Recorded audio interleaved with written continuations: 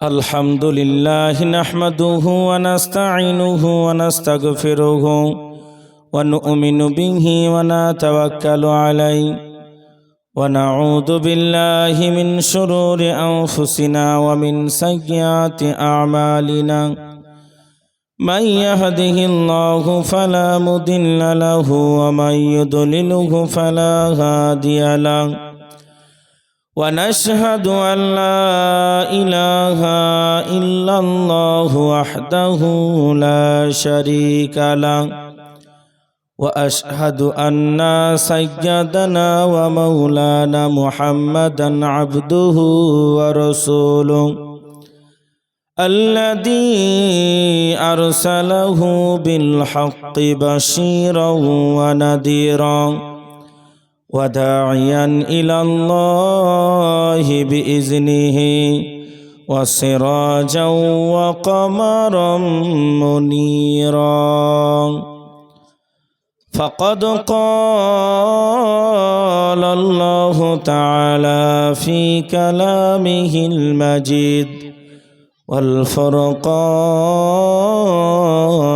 الحميد أعوذ بالله من الشيطان الرجيم بسم الله الرحمن الرحيم هل أتى على الإنسان حين من الدهر لم يكن شيئا مذكورا وقال النبي صلى الله تعالى عليه وسلم خيركم من تعلم القرآن وعلمه أو كما قال عليه الصلاة وتسليما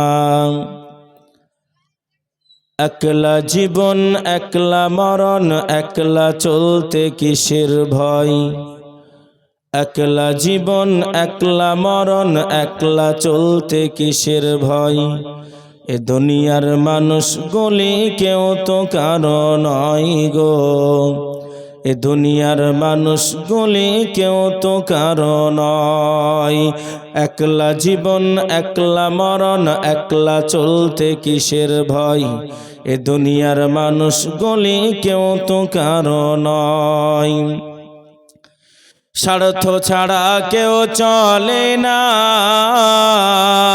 মনের দুঃখ কেউ বোঝে না স্বার্থ ছাড়া কেউ চলে না মনের দুঃখ কেউ বোঝে না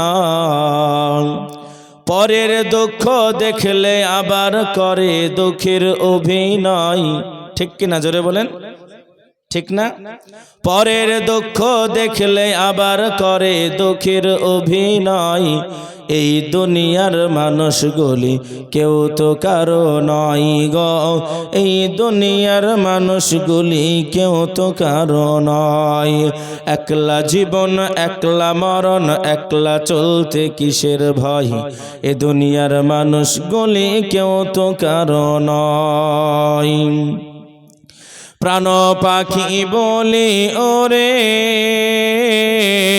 আপন আপন বলিস কারে প্রাণ পাখি বলি ওরে আপন আপন বলিস কারে মরার পরে রাখবে গোরে ভুলে যাবে দুদিন পর মরার পরে রাখবে গোরে ভুলে যাবে দুদিন পর এই দুনিয়ার মানুষগুলি কেউ তো কারো নয় গো এই দুনিয়ার মানুষগুলি কেউ তো কারো নয় একলা জীবন একলা মরণ একলা থাকতে কিসের ভয় এ দুনিয়ার মানুষগুলি কেউ তো কারো নয় গো এ দুনিয়ার মানুষগুলি কেউ তো কারো নয় আলহামদুলিল্লাহ জনাব সভাপতি মহাশয় সামনের উপস্থিত দিনদার ইমানদার আল্লাহওয়ালা পরেশগার ভাইয়েরা পর্দার আড়ালের মা ও বোনেরা সকলকে ইসলামী পরিভাষায় সালাম অভিনন্দন মোবারকবাদ জানানোর পরে মহান স্রষ্টা লর্ড অফ জাজমেন্টের দরবারে আমরা কালিমাতুশ শুকুর আদায় করি সকলে প্রাণ খুলে ভক্তি ভরে হৃদয়ের নিগড়ানো ভালোবাসাকে একত্রিত করে আল্লাহর নামের ধ্বনিটাকে একটু উঁচু করে বলি আলহামদুলিল্লাহ। তারপরে পরে সর্বসর্বাগ্যে সর্বযুগের সর্বকালের সর্বশ্রেষ্ঠ মহামানব, যেই মহামানবের নাম কোরআনের মধ্যে লেখা আছে এমনটা নয়, হাদিসের মধ্যে লেখা আছে এমনটা নয়, বিভিন্ন ধর্মগ্রন্থর মধ্যে যেই মহান নেতা মহান রসুলের কথা লেখা আছে, গীতার মধ্যে বলা আছে হোতার মিন্দ্র মহাসুরেন্দ্র। শুধু তাই নয়, আরো বলা আছে লা ইলাহা হারতে পাপাম ইল্লা ইলাহা পরম পদম জনম বৈকুণ্ঠন প্রাপ্তি জপিত নামে মোহাম্মদন। আমার ভাইয়েরা, শুধু তাই নয়, সারা পৃথিবীর বুকে যেই মহান নেতার নামটাকে নিয়ে রহমাতাল্লিল আলামিন বলে আল্লাহ তাআলা কোরআনের মধ্যে ঘোষণা করেছেন, সেই রসুলের প্রতি সহস্র কোটি দুরূদ ও সালাম অর্পিত বর্ষিত নাজিল হোক। আমরা সকলে বলি আল্লাহুম্মা সাল্লি আলাই আল্লাহুম্মা বারিক আলাই। সম্মানিত আমার ভাইয়েরা, অত্যন্ত দুঃখের সঙ্গে জানাচ্ছি, আজকের এই যে কোরআনের মাহফিল, নুরানি মাহফিল, আল্লাহ রসুল বলেছেন এই জায়গায় বসলে পারে আল্লাহ তাআলা তার বিগত জীবনের সমস্ত গুনাহগুলিকে মাফ করে দেয়। একবার জোরে বলুন সুবহানাল্লাহ।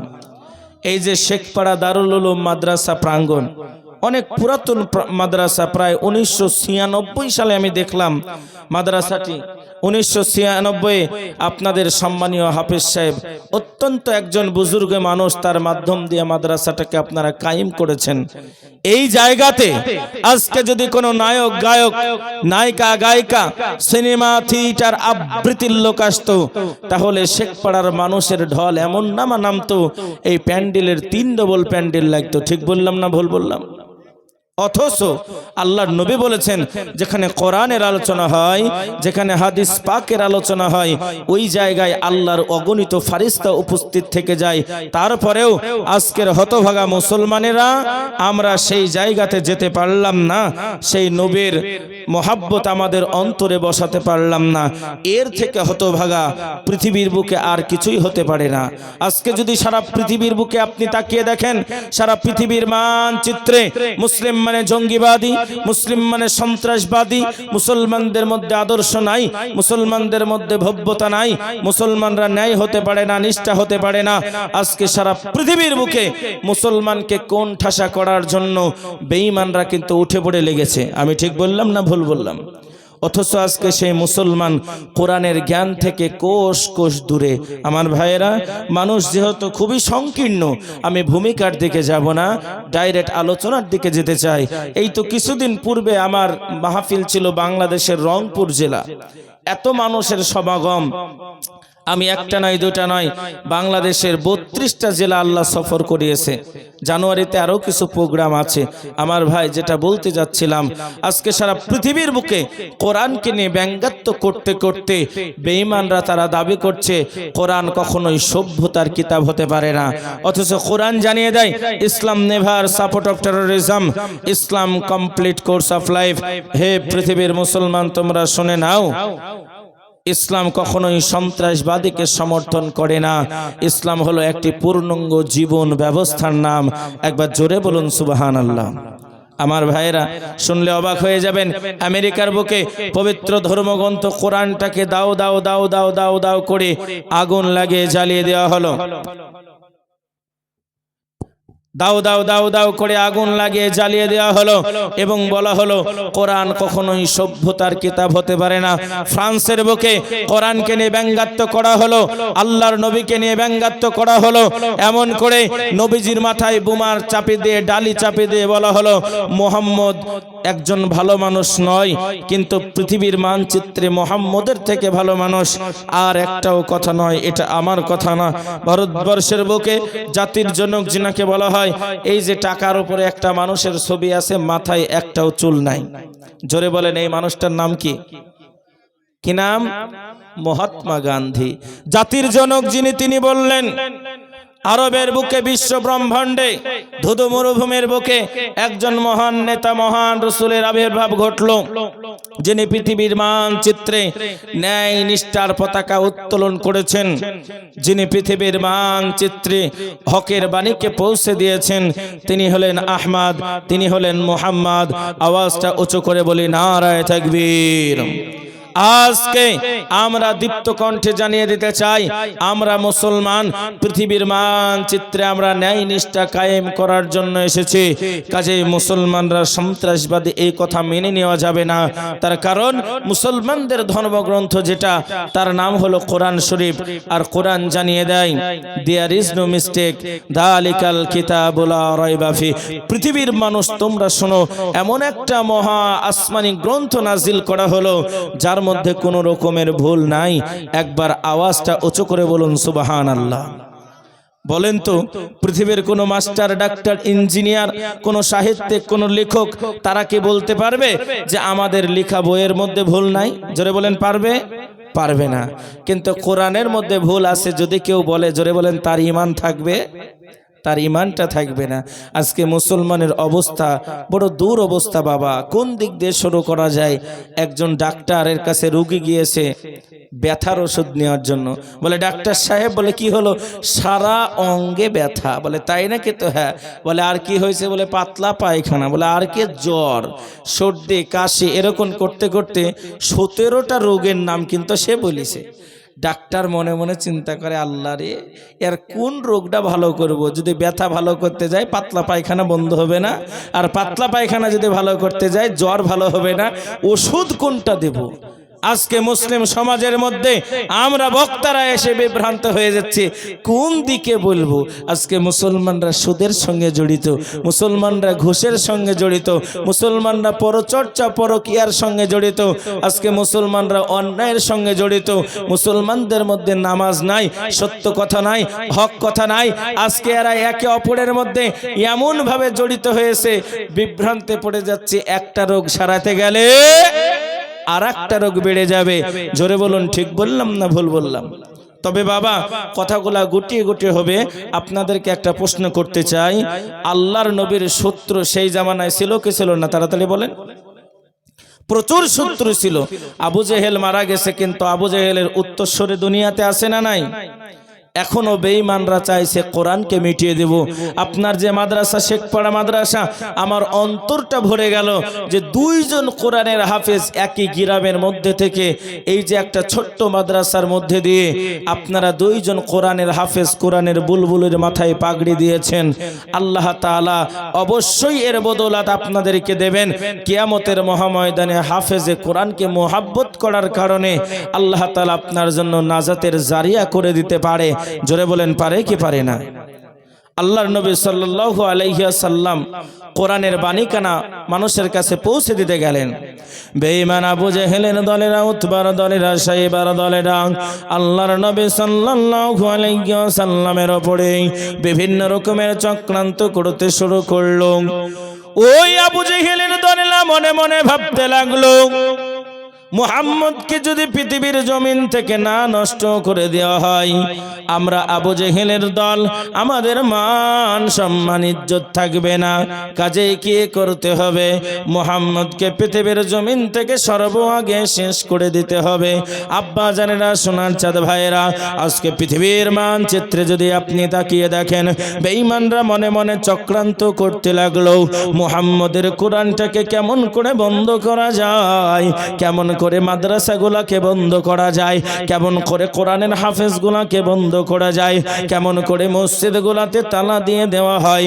আজকে পৃথিবীর বুকে সবাই একদিক হয়ে আল্লাহর নবীর সেই আপনার সেই যুগের মতো বর্তমান যুগেও কোরআনের বিরোধিতা করতে শুরু করেছে। আব্বা জানেরা, সোনার চাঁদ ভাইয়েরা, বেঈমানের দলেরা নবীকে প্রশ্ন করলো, নবী হে, প্রতিদিন তো নতুন নতুন কথাই আমাদেরকে শুনিয়ে দাও, আজকে আজকে বলো এমন কি নতুন কথা তোমার কাছে এসেছে?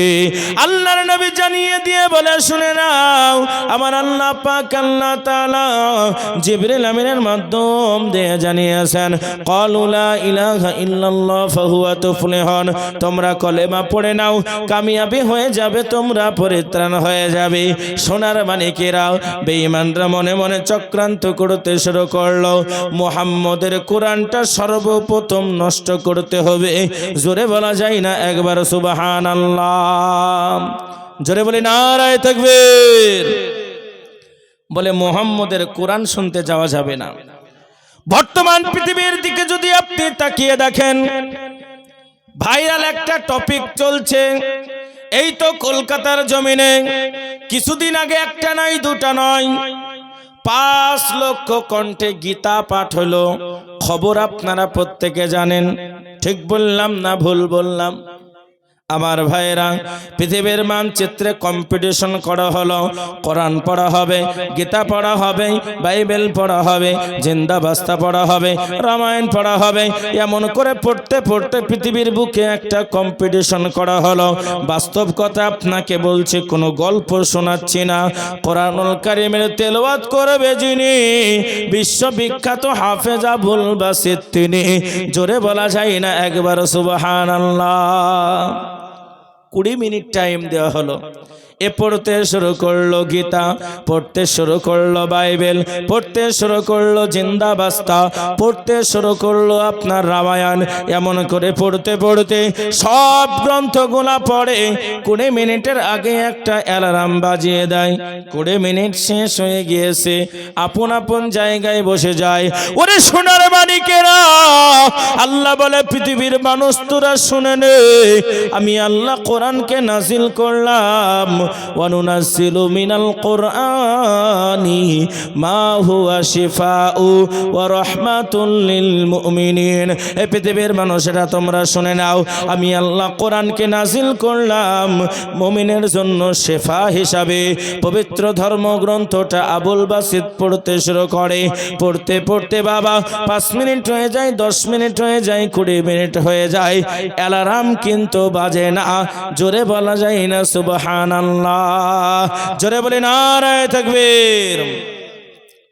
বিচারকের গোষ্ঠীর মধ্যে যতগুলা মানুষ বসেছিল, 20 মিনিট অতিক্রম হয়ে যায়। আবুল বাসিত কোরআন খানা পড়ে, মধুর জবানে মধুর সুরে কণ্ঠটাকে বিলিয়ে দিয়ে আল্লাহ পাকের নামের ধ্বনি খানাকে উচ্চারণ করে দিয়ে এমন একটা টান মানে সূরাতুর রহমান, আর রহমান আল্লামাল কুরআন খলাকাল ইনসান। এইরকম ভাবে পড়তে পড়তে পড়তে পড়তে 15 মিনিট পার হয়ে যায়, 20 মিনিট পার হয়ে যায়, 30 মিনিট পার হয়ে যায়, 45 মিনিট পর্যন্ত কোরআন খানা তেলাওয়াত করেছে। জোরে বলা যায় না সুবহানাল্লাহ? জোরে বলি নারায়ে তাকবীর। বেঈমানরা চাইল নবীকে বানাবো জিরো। আল্লাহ বলে, মক্কার বেঈমান শুনে নেই, আমি মুহাম্মদুর রাসূলুল্লাহকে পৃথিবীর জমিনে বানাবো হিরো। তোদের টাকার পাওয়ার চলবে না, গোষ্ঠীর পাওয়ার চলবে না, রাইফেলের পাওয়ার চলবে না, তরবারির পাওয়ার চলবে না। আমি আল্লাহ নবীকে বানাবো হিরো, পৃথিবীর মানুষ কেউ করতে পারবে না জিরো।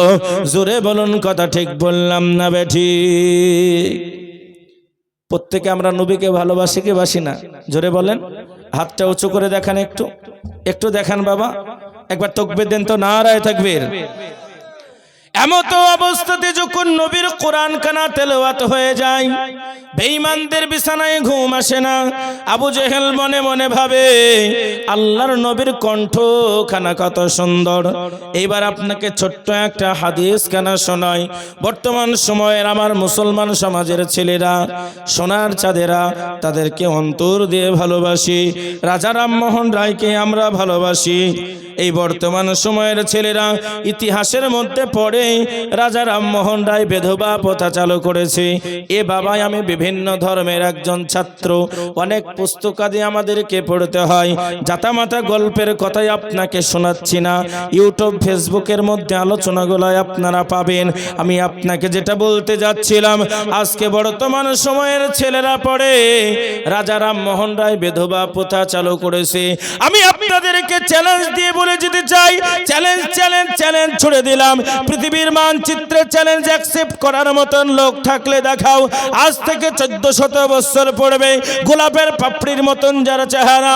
মা আয়েশাতুল হুমায়না বলে, আমি একবার পূর্ণিমার চাঁদের দিকে তাকালাম, আমি একবার আল্লাহর নবীর চেহারার দিকে তাকালাম, আমি একবার পূর্ণিমার চাঁদের দিকে তাকালাম, আমি একবার আল্লাহর নবীর চেহারার দিকে তাকালাম। আমি লক্ষ্য করে দেখতে পেলাম পূর্ণিমার চাঁদের থেকে আল্লাহর নবীর চেহারা খানা বড় সুন্দর, জোরে বলা যায় না সুবহানাল্লাহ। এ বাবা, 25 বছরের ফুটন্ত একজন যুবক, গোলাপের পাপড়ির মতন যার চেহারা, আঙ্গুল দিয়ে ঠোকা দিলে রক্তর নালিকা গোলা বের হয়ে যায়, এমন একটা সুন্দর চেহারার মানুষ যিনি 40 বছরের বিধবার সঙ্গে বিয়ে হলো। 40 বছরের বিধবার রমণীর সঙ্গে জিনার বিয়ে হলেন, তার নাম হলো খাদিজা। খাদিজা হলে বিবাহিত একজন নারী। তাহলে আমার আব্বারা বলুন, বিধবা প্রথা সর্বপ্রথম চালু করলেন যিনি? রাজা রামমোহন রায় না মোহাম্মদ তিনি? জোরে বলেন কে? তাহলে ইতিহাসের মধ্যে কার নাম লেখা আছে? আমি আপনাদেরকে কষ্ট দিতে চাই না রে বাবা, লক্ষ্য করে একবার গবেষণা করবেন। বেঈমানরা বিছানায় ঘুম হারাম হয়ে গেল। আল্লাহর নবীর কোরআন তেলাওয়াত খানা কত সুন্দর। মুহাম্মদ যখন কোরআন খানা পড়ে আমরা বিছানায় ঘুমাতে পারি না, আবার গোটে গোটে গোটে গোটে পাই। আস্তে আস্তে আস্তে আল্লাহর নবীর ঘরের চতুর্দিকে তারা দাঁড়িয়ে যায়। আবু জেহেল দাঁড়িয়ে গেল, উতবা দাঁড়িয়ে গেল, সাইবা দাঁড়িয়ে গেল, বেঈমানরা দাঁড়িয়ে গেল। তারা মনে মনে একটা কল্পনা তৈরি করলো, মুহাম্মদ যখন কোরআন পড়ে আমাদের বিছানায় ঘুম আসে না, একটা কাজ আমাদেরকে করতে হবে, মুহাম্মদের কোরআন পড়াটাই আমাদেরকে বন্ধ করতে হবে। হাতের মধ্যে হাত দিয়ে দাও, বায়াত খানা গ্রহণ করে নাও। আবু জেহেলের হাতের সঙ্গে উতবার হাত খানা বেড়ে গেল, উতবার সঙ্গে সাইবার হাত খানা বেড়ে গেল। তারা একে অপরে হাতের মধ্যে হাত দিয়ে বায়াত করলো আর বলল, আগামী কাল থেকে আমরা কোরআন শুনতে যাব না। জোরে বলা যায় না সুবহানাল্লাহ। এ বাবা, পরের দিন যখন হয়ে যায়, আবার আবু জেহেল বিছানায় শুয়ে শুয়ে ভাবে, আজকে উতবা যাবে না, তার কারণ উতবা আমার হাতে হাত দিয়ে বায়াত গ্রহণ করেছে। সাইবা যাবে না, তার কারণ সাইবা তো আমার হাতে হাত দিয়ে বায়াত গ্রহণ করেছে। আবু লাহাব যাবে না, আমি হলাম নেতা, আমি হলাম ক্যাডার, আমার হাতে হাত দিয়ে তারা বায়াত করেছে। আমি নবীর কোরআন একা একা আজকে শুনবো। জোরে বলা যায় না সুবহানাল্লাহ। এ বাবা, পাতি নেতাগুলা যা করবে তার অনুসারীগুলা তা করবে কি করবে না? তাড়াতাড়ি বলেন। ছোট্ট একটা গল্পের কথা বলি। এক নেতা বিয়ে বাড়িতে গেছে দাওয়াত খেতে, কথা বুঝে যাবেন। দাওয়াত খেতে গেছে, বলে আমি যা করব তোরা তাই করবো। বলে ঠিক আছে, তাই হবে।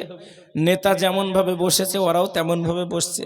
আগেকার মানুষ ভাব, এখন তো বহুত রকমের সেফটি হচ্ছে, কিন্তু সেই সময় সেফটির ব্যবস্থা ছিল না। লুঙ্গি পরে আসে, পাটা একটু ফাঁক করে দিয়েছে, আর ভিতর থেকে রয়্যাল এনফিল্ড টাইগার যেটা আছে বাবা আপনার, বলছে ওই যে নেতার অবস্থা দেখ। নেতার যেমন আপনার হ্যালোজেন বেরিয়ে গেছে, সবাই নেতার মতন বসে আছে। একজন সাইড থেকে বলছে, এই এটা বন্ধ কর। বলছে খবরদার, বন্ধ করা যাবে না। কেন? নেতা বলেছে আমি যা করব তোরাও তাই করবি। আস্তে আস্তে নেতার কাছে যে বলছে, নেতা সাহেব, বলে কি হলো, আপনার বাল্বটা বন্ধ করেন। বলে তাই নাকি? তো হ্যাঁ। হটপট করে যখন বাল্ব বন্ধ করে সবাই গোছাইছে, বাইরে এসে বলছে, এই আমার নাই তো গন্ডগোল হলো, তো তোরা করলি কেন? বলছে হুজুর, আমরা হলাম আপনার লোক, আপনি যা করবেন আমরাও তাই করব।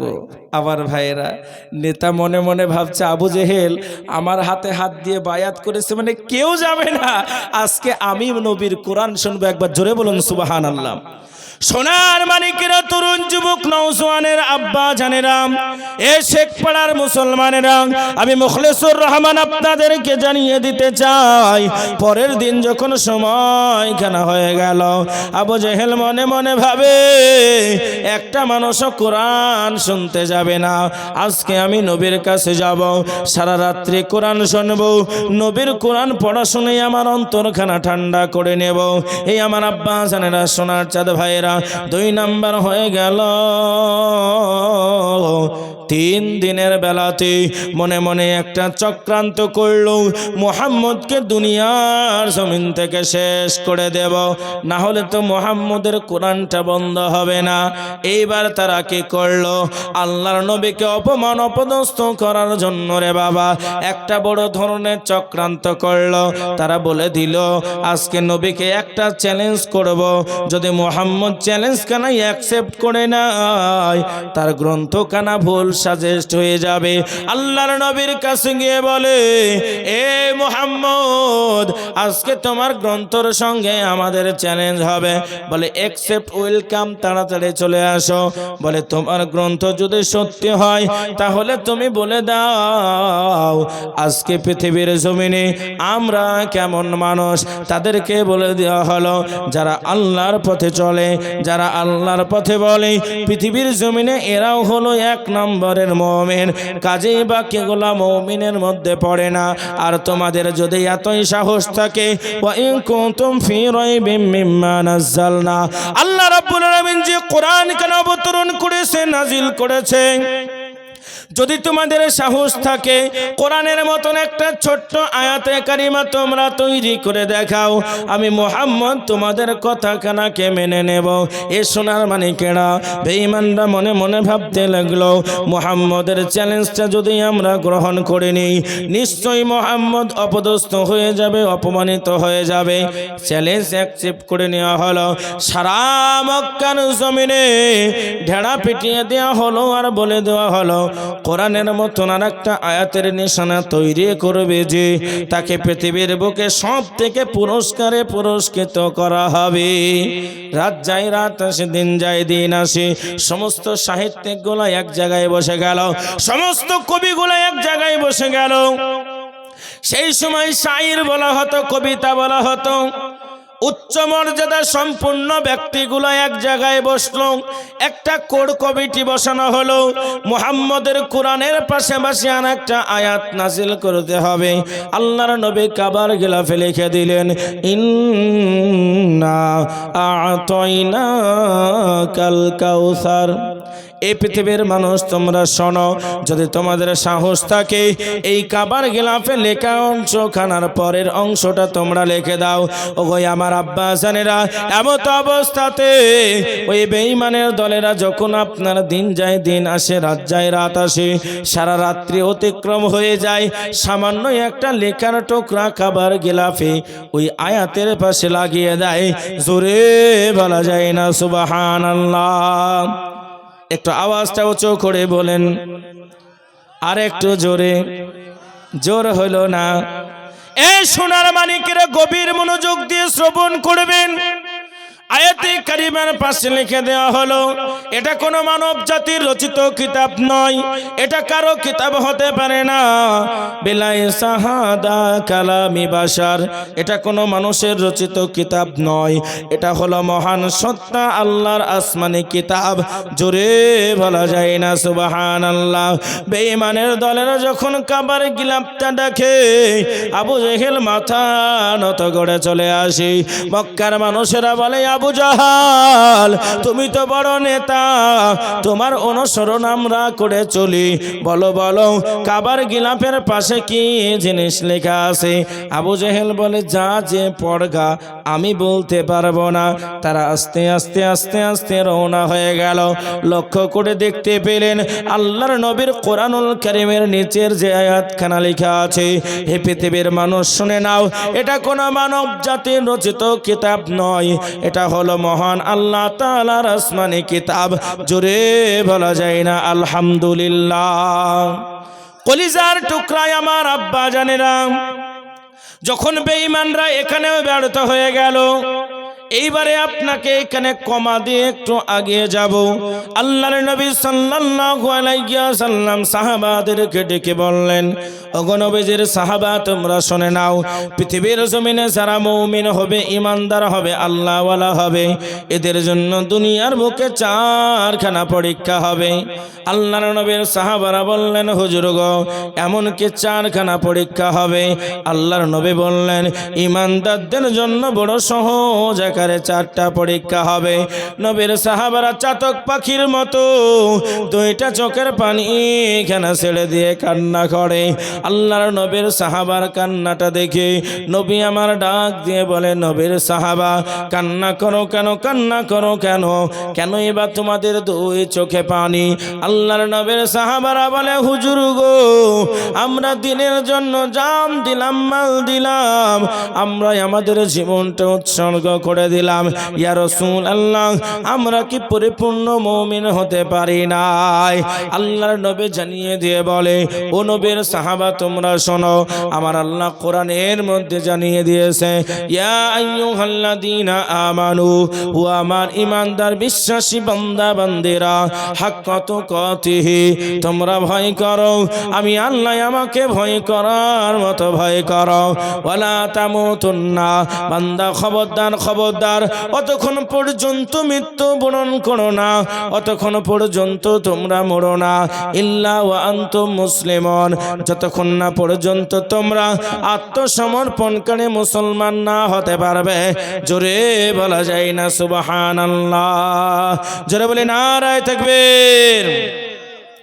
পবিত্র কোরআনের অন্যত্র অন্য জায়গায় লেখা আছে, পৃথিবীর জমিনে মুমিন যারা হবে, চারটি পরীক্ষা তাদের হবে। তুমি মুফতি সাহেব, তোমার চারটি পরীক্ষা হবে। তুমি বক্তা সাহেব, তোমারও চারটি পরীক্ষা হবে। তুমি মসজিদের ইমাম, তোমারও চারটি পরীক্ষা হবে। তুমি 5 ওয়াক্তের মুসল্লি, তোমারও চারটি পরীক্ষা হবে। তাবলীগ জামাতে যাও, চিল্লা যাও, তোমারও চারটি পরীক্ষা হবে। পৃথিবীর জমিনে মানুষ যারা আছে, মুমিন যারা আছে, যারা আল্লাহকে ভয় করে, এদের জন্য চারখানা পরীক্ষা হবে। কোরআন খালা খুলে নেন, কোরআন জানিয়ে দেয়, ওয়ালা নাবলুওয়ান্নাকুম বিশাইইম মিনাল খাউফি ওয়াল জুই ওয়া নাকসিম মিনাল আমওয়ালি ওয়াল আনফুসি ওয়াস সামারাত ওয়া বাশশিরিস সাবিরিন। 1 নাম্বার পরীক্ষা হলো মিনাল খাউফ, আল্লাহর ভয় মনের মধ্যে থাকতে হবে। এ আমার আব্বা জানেরা, 1 নাম্বার পরীক্ষাটার নাম হলো আল্লাহর ভয়। মিনাল খাউফ, অন্তরের মধ্যে আল্লাহর ভয় থাকতে হবে।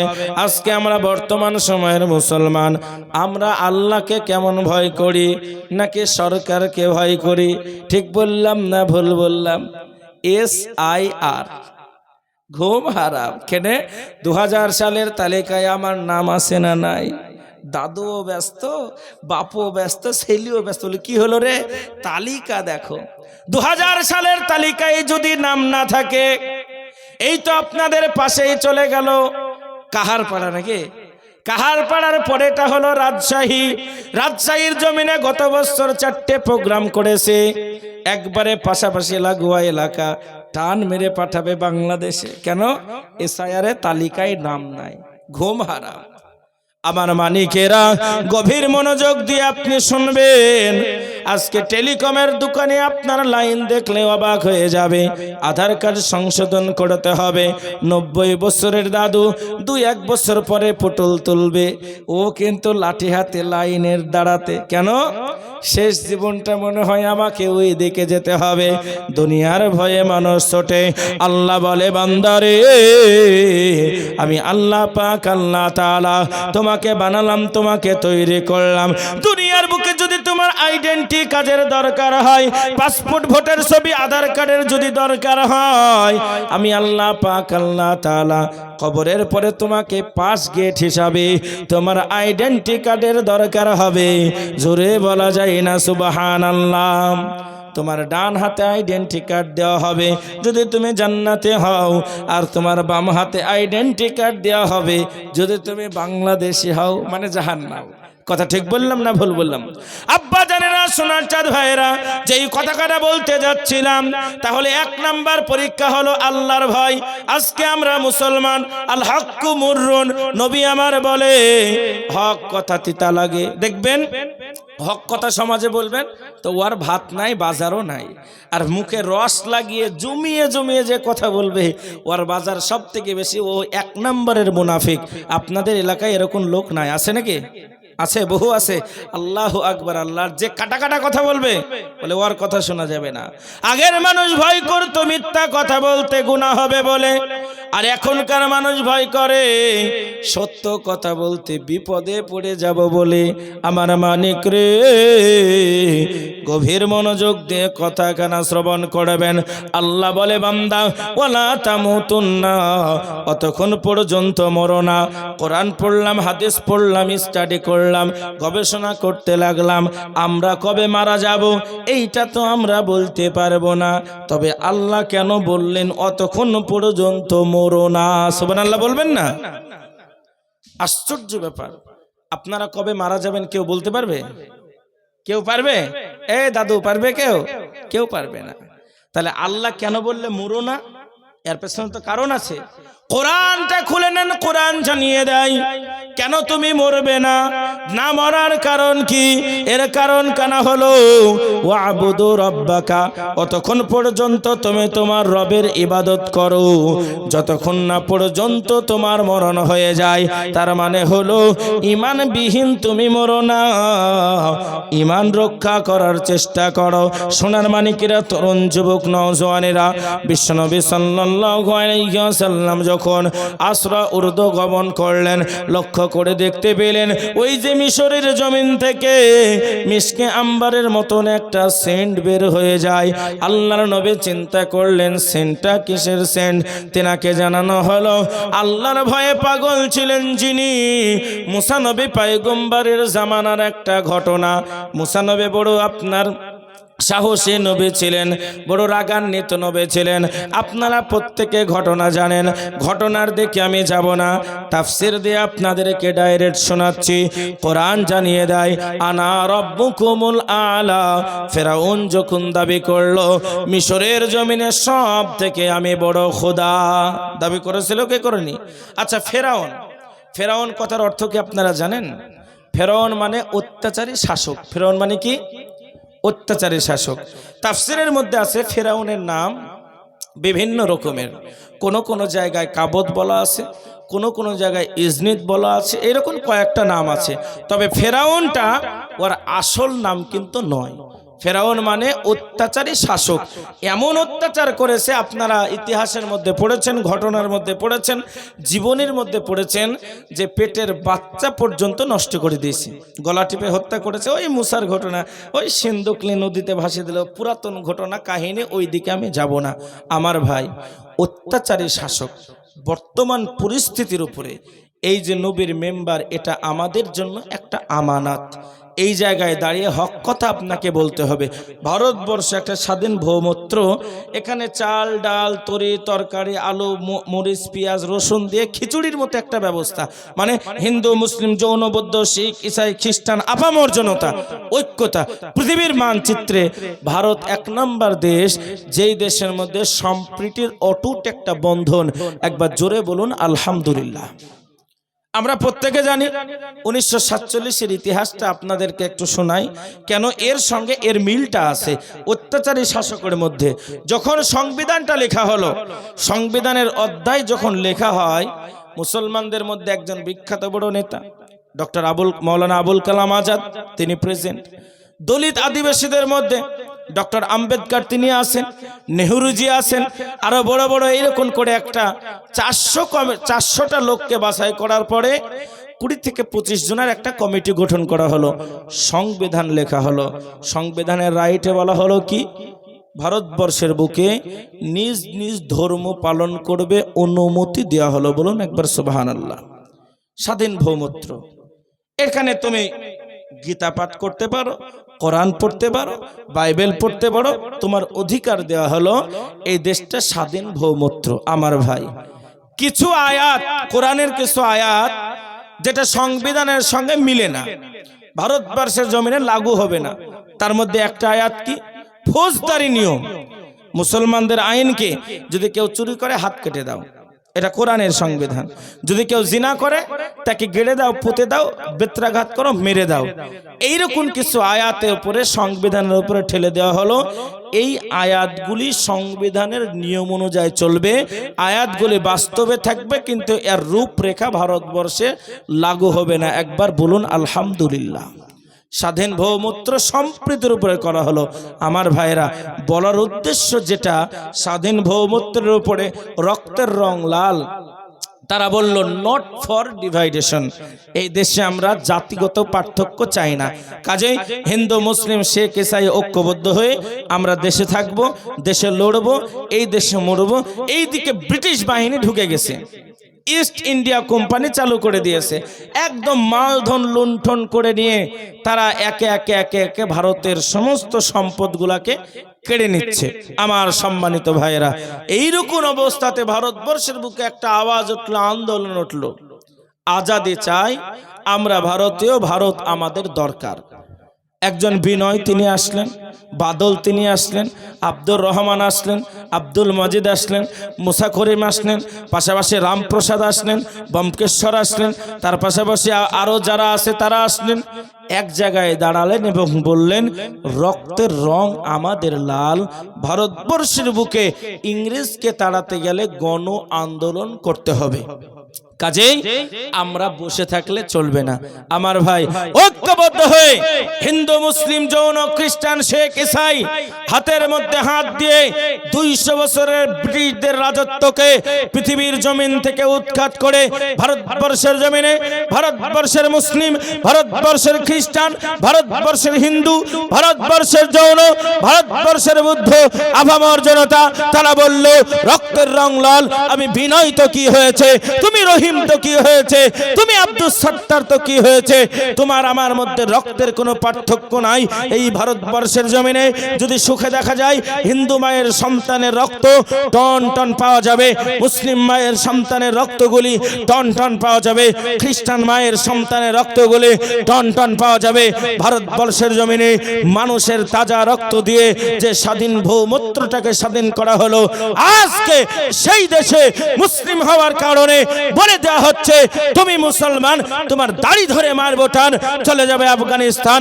আমরা ভারতবর্ষের মুসলমান, আমরা যতদিন বেঁচে থাকবো এই দেশে জন্ম নিয়েছি, এই দেশে পোকা হব, এই দেশে মরে যাব, এই দেশ আমরা ছাড়বো না। নারায়ে তাকবীর। আমার ভাইরা, বলার উদ্দেশ্য স্পষ্ট ক্লিয়ার। আজকে যে বা যারা বলে ভারতবর্ষে মুসলমানরা গঙ্গার জলে ভেসে এসেছে, তাদেরকে বলে দিতে চাই, আমরা এই দেশের আদিবাসী। তার কারণ হলো আমার আদি পিতা যেটা, তার নাম হলো আদম আলাইহিস সালাম। কি নাম গো? আদম না? প্রথম নবীর নাম কি? আদম আলাইহিস সালাম। তেনার জমিনের মধ্যে যখন পাটা পড়ে, সেটা পড়ে সিংহল। আর শ্রীলঙ্কায় অবস্থিত তখন ভারত, পাকিস্তান, বাংলাদেশ, শ্রীলঙ্কা সবই এক। তার মানে বোঝা গেল আমরা হলাম এ দেশের আদিবাসী। একবার তাকবীরটা উঁচু করে বলো, নারায়ে তাকবীর। তাহলে ফেরাউন যদি সেই জামানায় বলা হতো, এই যে অত্যাচার চলছে ফেরাউনের থেকেও কম নয়। আমার ভাইরা, তাহলে ফেরাউন কথার অর্থ হলো অত্যাচারী শাসক। ওই জামানাতে একজন বাদী বলল, ফেরাউন তোমাকে খোদা বলে মানব না। বলে এত বড় সাহস তোর, এত বড় স্পর্ধা, তুই জানিস কি হতে পারে? বলে তোমার গোলা বারুদ আর তরবারির ভয় আমি করি না। একবার জোরে বলুন সুবহানাল্লাহ। সোনার মানিকেরা, তরুণ যুবক নওজওয়ানেরা, এই শেখপাড়ার জমিনের আল্লাহওয়ালা আমার ভাইরা গভীর মনোযোগ দিয়ে শ্রবণ করবেন। যখন ফেরাউনের বাদী প্রকাশ্য বলে দিল, এ ফেরাউন তোমাকে খোদা বলে মানব না, তাতে জীবন চলে যাবে, আমার কোনো যায় আসে না। আব্বা জানে না আমার ভাইরা, ফেরাউন মনে মনে একটা কথা চিন্তা করতে লাগলো, মিশরের জমিনে সবাই আমার কথা শুনে, সবাই আমার কথা মতো চলে, কারো কোনো সাহস সাহস নাই, আমার বিরুদ্ধে তারা বিরুদ্ধাচরণ করবে। কাজে বাদীর এতগুলা সাহস কোথায় থেকে হলো? কাজে বাদীকে হত্যা করতে হবে। মিশরের জমিনে মেন মানুষগুলোকে ডাকা হলো, বলে আজকে বাদী এইরকম কথা বলেছে, বাদীর কি বিচার করা হবে তোমরা বলো। কেউ বা বলে বাদীকে নীল নদের মধ্যে ভাসিয়ে দাও, কেউ বা বলে বাদীর হাত পা বেঁধে ছেড়ে দাও, কেউ বা বলে বাদীকে ওই মরুভূমির বালির উপরে জমিনের উপরে পুঁতে দাও। ওরে আমার সোনার মানিক, একজন মানুষ উঠে বলল, বাদীর 3খানা সন্তান আছে, বাদীর 3টা সন্তানকে বাদীর সম্মুখে মেরে দাও। আব্বা জানেরা, সোনার চাঁদ ভাইরা, এইবার যখন ফেরাউন কি করলো, ওই বাদীর সম্মুখে একটা কড়াই নিয়ে আসলো, কড়াইয়ের উপরে তেলগুলা ঢেলে দিল, তেলগুলা ঢেলে দেওয়ার পরে তার তলে আগুন জ্বালিয়ে দেওয়া হলো, উনুন জ্বালিয়ে দেওয়া হলো। তেলগুলা যখন টকবক টকবক করে ফুটে বাদীর কাছে আস্তে আস্তে ফেরাউন চলে যায় আর বলে, বাদী বল বল বল, আমার প্রতি ঈমান আনবে কিনা বল। বাদী বলল, না, আনাই উমিনু বিল্লাহ, আমি আমার আল্লাহর প্রতি ঈমান এনেছি। আনা মুসা কালিমুল্লাহ, আমি মুসার প্রতি ঈমান এনেছি। আমার জান চলে যাবে, তারপরেও ফেরাউন তোমার প্রতি ঈমান খানায় আনবো না। এ সোনার মানিকেরা, এমত অবস্থাতে যখন তেলটা টকবক টকবক করে ফুটে বাদীর একটা সন্তানকে বাদীর সম্মুখে আনা হলো। ওই সন্তানটাকে নিয়ে ওই ফুটন্ত তেলের মধ্যে যেন ছেড়ে দিল। মায়ের সম্মুখে যখন সন্তানকে ছেড়ে দেওয়া হয়, জনম দুঃখিনী মা কলেজা দিয়ে যেন রক্ত গোলা পড়তে শুরু করে। আমি মা কেমন করে আমার সন্তানের এই কষ্ট দেখব, আমি সহ্য করতে পারি না। আমার আব্বা জানেরা, এইরকম অবস্থাতে রক্তগুলা আলাদা হয়ে গেল, মাংসগুলো আলাদা হয়ে গেল, শরীর দিয়ে যেন পটাক করে আওয়াজ হয়ে গেল, মা সহ্য করতে পারে না রে বাবা, 2টা চোখের পানি খানা ছেড়ে দিয়ে যেন কাঁদে। ও আমার আব্বা জানে না, সোনার মানিকেরা, এইরকম অবস্থাতে 1 নাম্বার সন্তানকে হত্যা করে দেওয়া হলো। এবার 2 নাম্বার সন্তানটাকে ডাকা হলো। 2 নাম্বার সন্তানটাকে ডাকার পরে বলে, ওরে বাদী, তোর একটা সন্তানকে হত্যা করা হয়েছে, আর একটা সন্তান তোর বাকি আছে, বল বল, আমার প্রতি ঈমান আনবে কিনা বল। বাদী বলল, নেভার, কখনোই নয়, আমার জান চলে যাবে, তারপরেও তোমার প্রতি ঈমান আনবো না।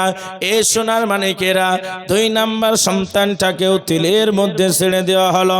রক্তগুলা আলাদা হয়ে গেল, মাংসগুলা আলাদা হয়ে গেল, শরীর দিয়ে যেন পটপট করে আওয়াজ হতে শুরু করলো।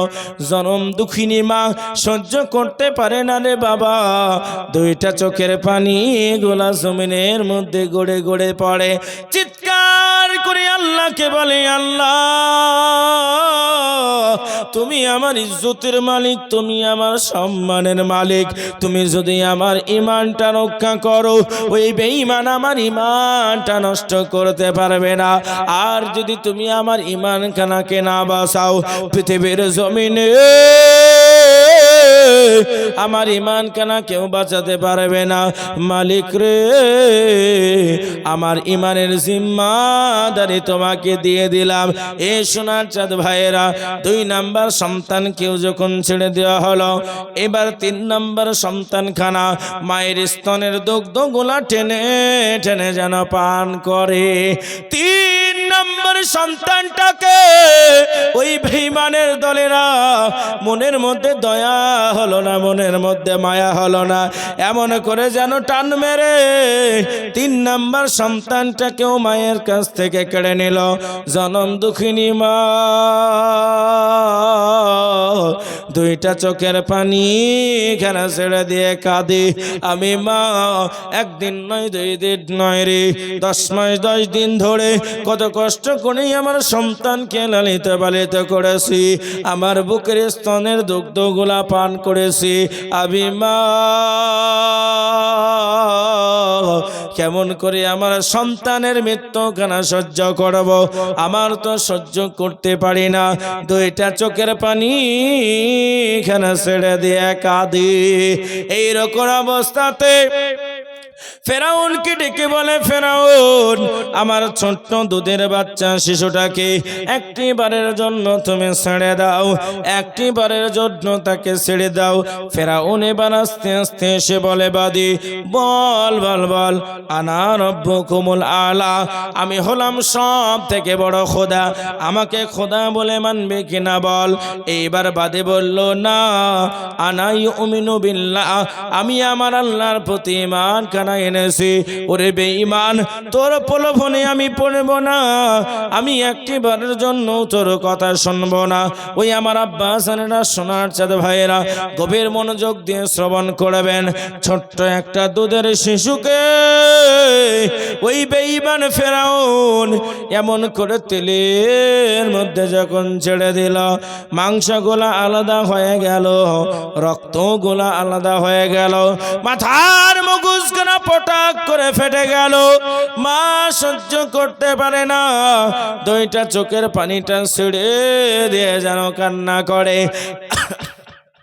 আসমানের উপরে তাকিয়ে দেখে মা 3 খানা সন্তান, জানো মাকে ইশারা করে বলে, ওরে আমার জনম দুঃখিনী মা, ওই বেঈমান ফেরাউনের কথা কেন তুমি শোনো না? আজকে আমরা আল্লাহর মেহমানে পরিণত হয়েছে, জোরে বলা যায় না সুবহানাল্লাহ। এ কলিজার টুকরা আমার ভাইরা, 3টা সন্তানকে যখন ছেড়ে দিল, 1 নাম্বার কারণখানা হলো আল্লাহর প্রতি ভয়। বাস্তব একটা কথা আপনাকে আজকে শোনাবো, গভীর মনোযোগ দিয়ে শুনবেন। জাতামাতা জায়গায় এই কথা আপনি পাবেন না। এই যে কিছুদিন পূর্বে একটা যুদ্ধ হলো, ইসরায়েলের সঙ্গে ফিলিস্তিনের যুদ্ধ, আপনারা মোবাইল গণমাধ্যমে দেখেছেন কি দেখেননি? দেখেননি? মিসাইল গুলা ছুড়ে মসজিদের উপরে, মিসাইল গুলা ছুড়ে মাদ্রাসার উপরে, মিসাইল গুলা ছুড়ে ফিলিস্তিনের উপরে। ছোট্ট একটা বাচ্চা ছেলে যার নাম হলো আব্দুল্লাহ। আপনাদের মাদ্রাসার বাচ্চাগুলা কোরআনের হাফেজ হয়েছে। বাচ্চা একটা ছেলে, মাত্র 10 বছর তার বয়স, না 8 বছর তার বয়স, 10 পারা কোরআনের হাফেজ হয়েছে। 8 বছর বয়সে 10 পারা কোরআনের হাফেজ। এইবার যখন বেঈমানদের ক্যাডারের মধ্যে থেকে একজন ক্যাডার আব্দুল্লাহর বুকের ওপরে একটা গুলি ধরলো, এই আব্দুল্লাহ তুই বল মসজিদে, তুই বল ইহুদিবাদী জিন্দাবাদ। আব্দুল্লাহ বলেছিল, বক্ষে মোর কোরআন আছে, কাউকে করি না ভয়, মাথায় আমি বেঁধেছি কাফন, এটাই আমার পরিচয়। ওরে বেঈমান শুনে নে, আমি একটিবারের জন্য বলবো না ইহুদিবাদী জিন্দাবাদ, মসজিদে আকসা জিন্দাবাদ, জোরে বলা যায় না সুবহানাল্লাহ। মসজিদে আকসা, আজকে 95% মুসলমান মসজিদে আকসাটা কি সেটাই জানে না। হায় হতভাগা। আল্লাহর নবী সাল্লাল্লাহু আলাইহি ওয়াসাল্লাম বলে, বুখারী শরীফের 2য় খণ্ড 5035 থেকে 37 নম্বর হাদিস, বা কম বেশি হতে পারে। বুখারী শরীফের মধ্যে একটা হাদিস বর্ণিত আছে। আল্লাহর নবী সাল্লাল্লাহু আলাইহি ওয়াসাল্লাম বলে, 3টা জায়গায় তোমরা যাবে, অগাধ পরিমাণ নেকি হবে। 1 নাম্বার জায়গা খানা হলো মসজিদে হারামে তোমরা চলে যাও, বাইতুল্লাহর দিকে চলে যাও, কাবার গিলাফের চত্বরে চলে যাও। ওই আল্লাহর ঘরে 1 রাকাত নামাজ যদি পড়তে পারো, তোমার আমল নামাতে 1 লক্ষ রাকাত নামাজের নেকি হবে। জোরে বলা যায় না সুবহানাল্লাহ।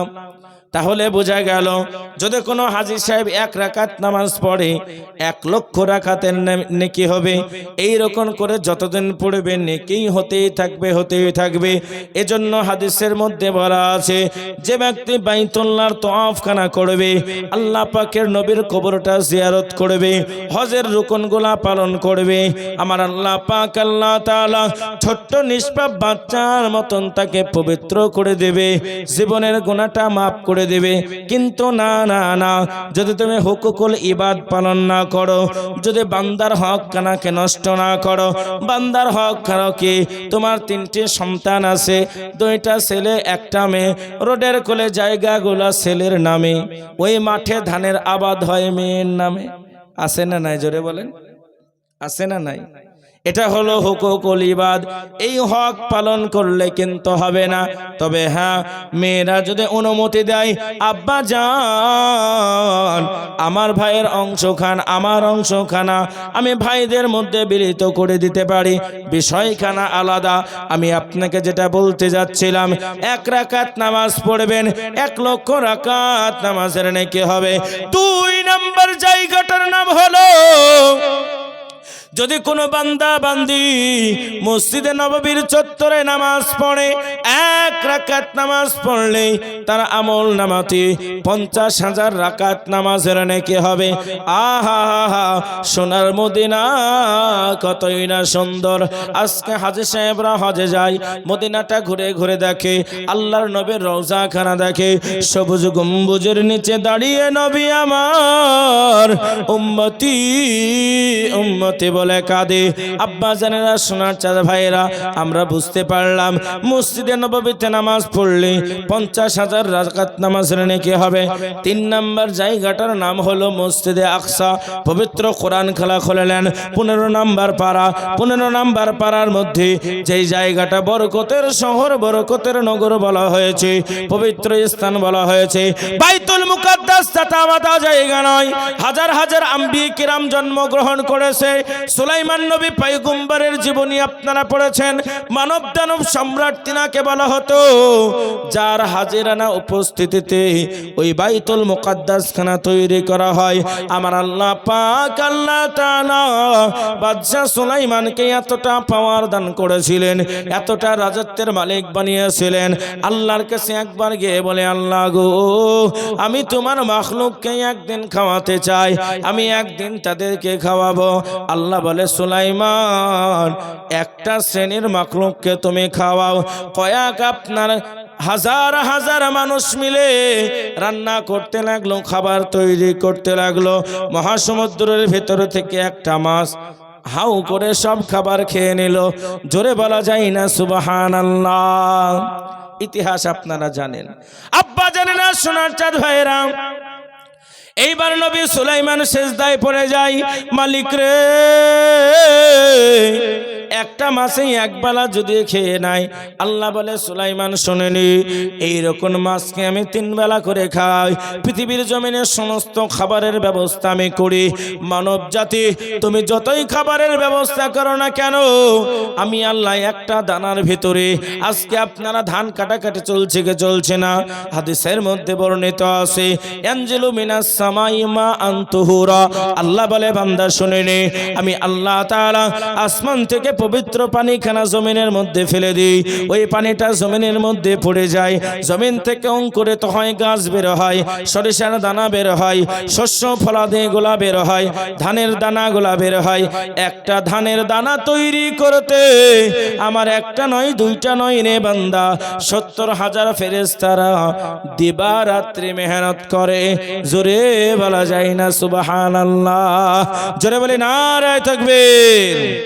সোনার মানিকেরা, তরুণ যুবক নওজওয়ানেরা, ওই যে ফিলিস্তিনের জমিনে ছোট্ট বাচ্চাখানা বেঈমানরা বুকের উপরে একটা গুলি ধরেছে। বলে, আব্দুল্লাহ বল বল বল, ঈমান ছাড়বে কিনা বল। বলে, নেভার কখনোই নয়, জান চলে যাবে, তারপরেও মসজিদে আকসা ছেড়ে যাব না। 2 নম্বর বেলাতে যখন বলা হলো, আব্দুল্লাহ বল বল বল, ঈমান ছাড়বে কিনা বল। বলে, নেভার কখনোই নয়, আমি একটিবারের জন্য মসজিদে আকসা ছেড়ে যাব না। 2 নাম্বার সুযোগটা পেরিয়ে গেল। 3 নাম্বার বেলাতে বলে আব্দুল্লাহ এখনো সময় আছে, বল বল বল ঈমান ছাড়বে কিনা বল, একটিবারের জন্য বল ইহুদি বাদে জিন্দাবাদ।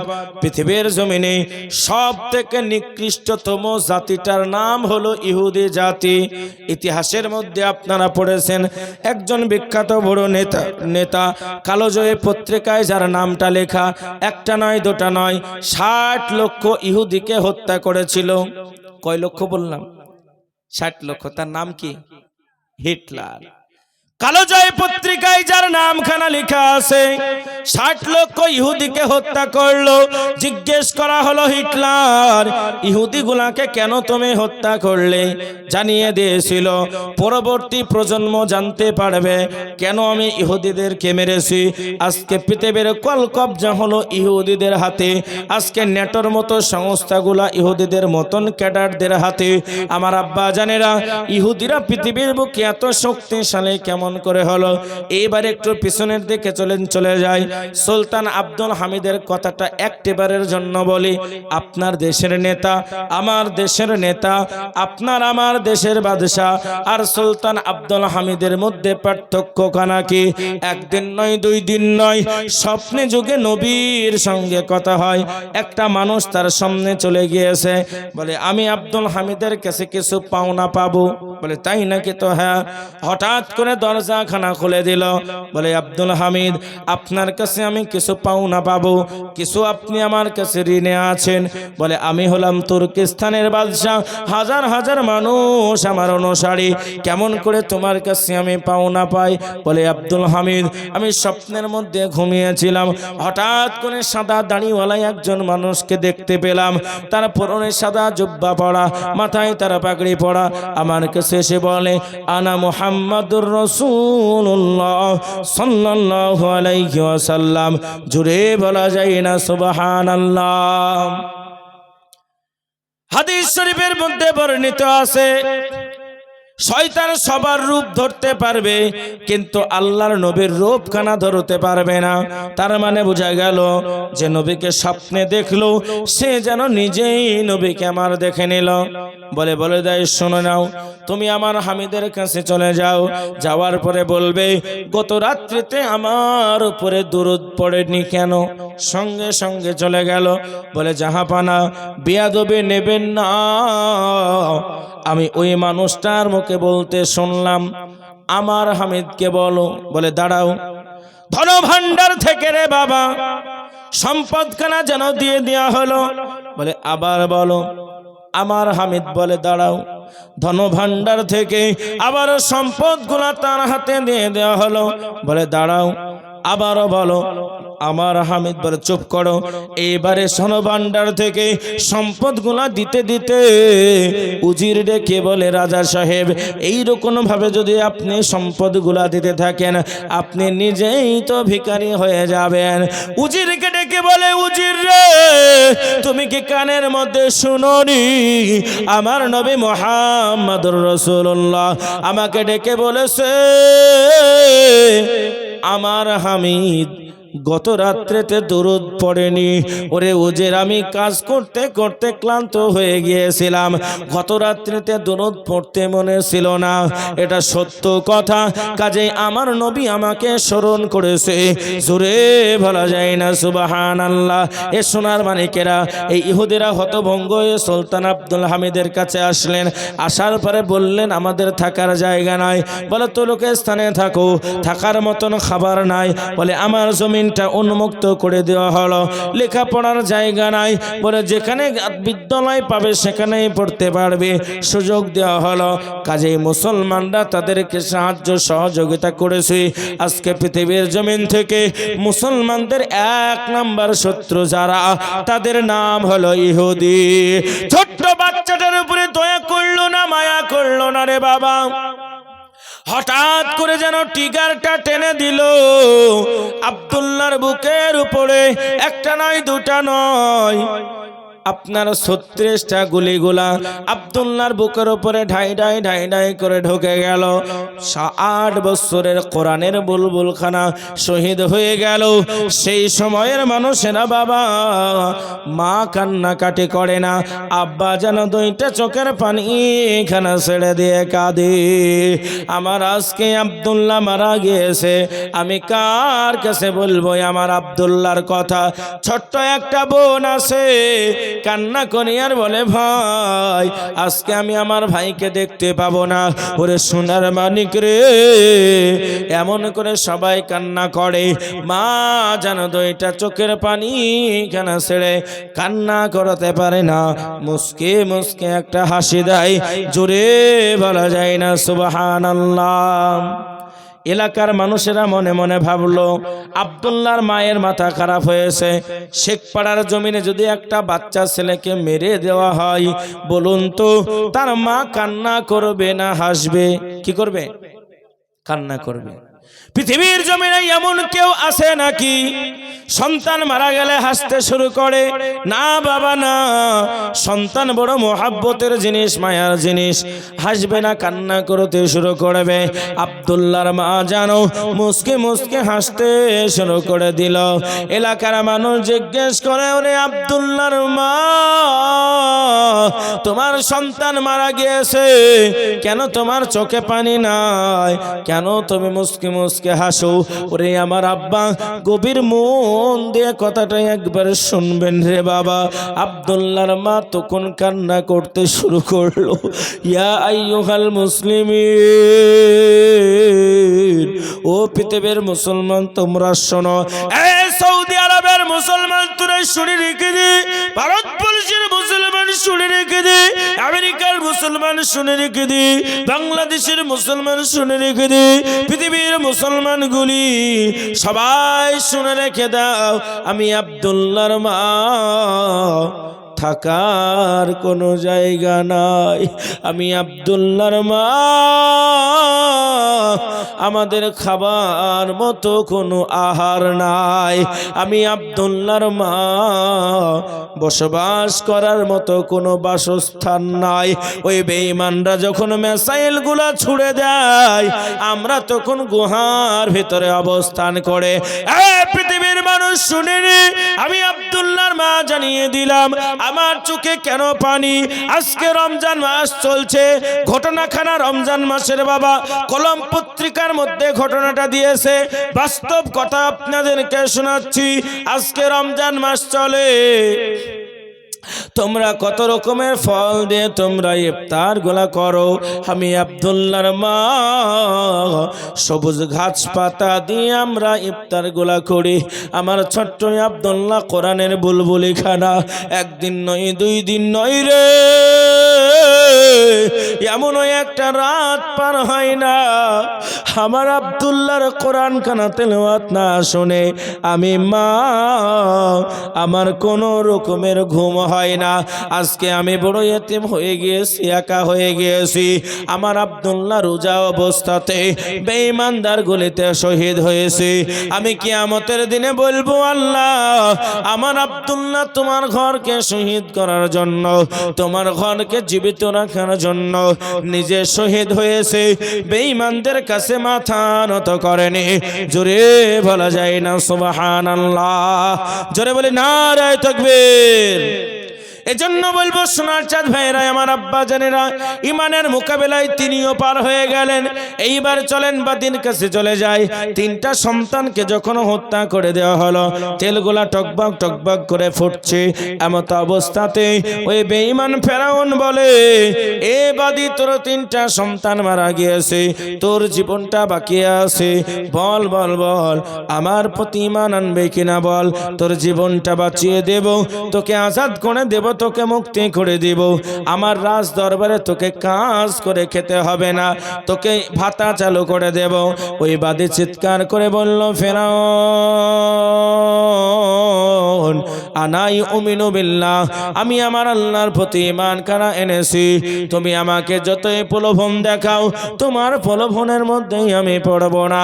তবে তোমাকে একটা কথা বলে দিতে চাই, আজকে আমরা মারা যাব, তবে আমাদের লাশগুলোকে ওই নীল নদের পানিতে ফেলে দিও না, এখানে ওখানে ফেলে দিও না, জমিনের মধ্যে সুন্দর করে পুঁতে দিও। আমার সন্তানের হাড়গুলাকে পুঁতে দিও, আমার হাড়গুলাকে পুঁতে দিও, সুন্দর করে জমিনের মধ্যে তুমি দাফন করে দিও। ওরে আমার আব্বা জানেরা, ওই ফেরাউনের জানের ভিতরে যাররা বরাবর দয়া হলো না, মায়া হলো না। ওই বাদীটাকে ডাকলো, ডাকার পরে গরম তেলের মধ্যে ছেড়ে দেওয়া হলো। রক্তগুলো আলাদা হয়ে গেল, মাংসগুলো আলাদা হয়ে গেল, হাড়গুলা পটপট পটপট পটপট করে ভাসতে শুরু হয়ে গেল, মস্তিষ্কটা বিকৃত হয়ে গেল। এমত অবস্থাতে ওই বাদীর হাড়গুলাকে তুলে একটা জায়গায় পুঁতে দেওয়া হয়, আর সন্তানের হাড়গুলাকে তুলে আর একটা জায়গায় পুঁতে দেওয়া হয়। বিশ্বনবী মুহাম্মদুর রাসূলুল্লাহ সাল্লাল্লাহু আলাইহি ওয়াসাল্লাম বলে, আমি যখন মিশরের জমিন দিয়ে গেলাম, আমি লক্ষ্য করলাম, আমি দেখতে পেলাম ওই বাদের পচা হাড়ের সুগন্ধখানা আমার নাকের মধ্যে লেগেছে, যেন মনে হলো জান্নাতের সুগন্ধর মতন সুগন্ধ। জোরে বলা যায় না সুবহানাল্লাহ? জোরে বলে নারায়ে তাকবীর। এজন্য বলবো সোনার চাঁদ ভাইয়েরা, আমার আব্বা জানেরা, ঈমান বড় নামি, ঈমান বড় দামি। ওই ঈমানের কারখানাকে তৈরি করার জন্য, ঈমানের কারখানাকে প্রস্তুত করার জন্য আজকে আপনাদের কাছে রে বাবা একটা নুরানি কোরআনি মার্কাজ একটা চালু হয়েছে, কোরআনের একটা মার্কাজ চালু হয়েছে, যেখান থেকে কোরআনের হাফেজগুলা তৈরি হবে। আমি 1 নাম্বার বয়ানের মধ্যে চলছি, একটা গুণের কথা আমি বলছি বাবা আপনাদের সম্মুখে। তার আগে মাত্র 5 থেকে 10 মিনিটের জন্য বিভিন্ন জায়গায় সফর করে, ম্যাক্সিমাম সময়ে মুসাফির থাকি। এই তো গত রাত্রিতে 2টা প্রোগ্রাম করেছি, আগামীকাল কেউ 2টা প্রোগ্রাম করব, এখন 2টা 3টা করে প্রোগ্রাম চলছে বাবা। আমি সামান্য আকারে আপনাদের কাছে একটু খাস করে মাদ্রাসার জন্য দোয়া দেব। হাফেজে কোরআনের মাথায় পাগড়ি হয়েছে, আজকে কোরআনের মহাব্বতে কোরআনকে ভালোবেসে হুজুর গো কত টাকা কত দিকে চলে গেল, কত পয়সা কত দিকে চলে গেল, আজকে মারা গেলে কালকে 2 দিন হয়ে যাবে, নীরব নগরে কাউকে খুঁজে পাবো না। ছোট্ট একটা কথাই আপনাদেরকে বলে দিতে চাই বরে বাবা, আল্লাহর নবীর সাহাবাদের একটা ঘটনা সংক্ষিপ্ত করে আপনাকে শোনাবো। আল্লাহর নবী যখন জিহাদের ময়দানে ডাক দিয়েছে, ওই বেঈমানের দলেরা আল্লাহর নবীর উপরে চক্রান্ত করতে যখন শুরু করেছে, 2 মিনিট পরে দেন বিস্কুটটা, চক্রান্ত করতে যখন শুরু করেছে, এমত অবস্থাতে আমার আব্বা জানে না সোনার চাঁদ ভাইরা, আল্লাহর নবী বললেন সমস্ত সম্পদগুলা হাজির করো।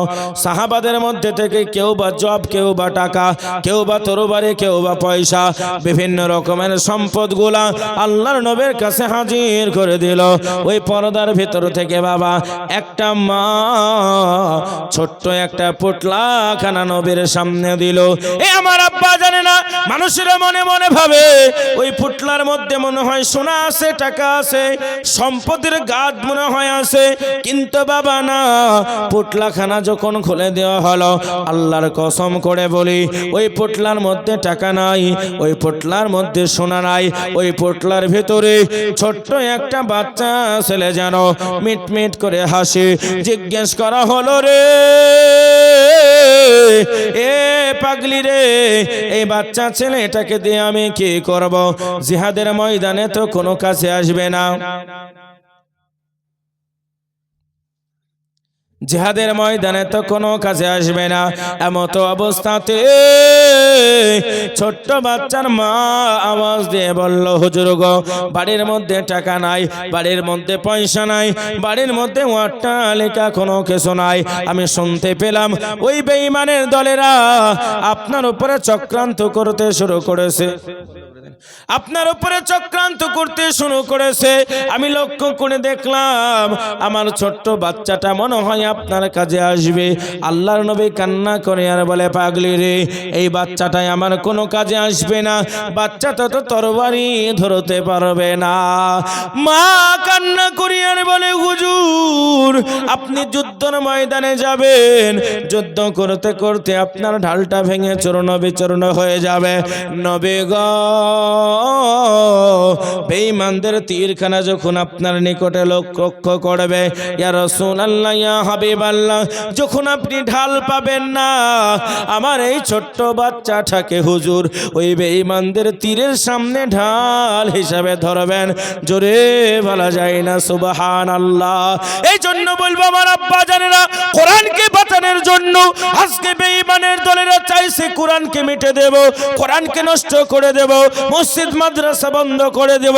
আমরা শেখ পাড়ার জমিনে আমরা যতদিন বেঁচে থাকবো রে বাবা, জীবনের শেষ নিঃশ্বাস থাকা পর্যন্ত কোরআনকে আমরা বাঁচাবো।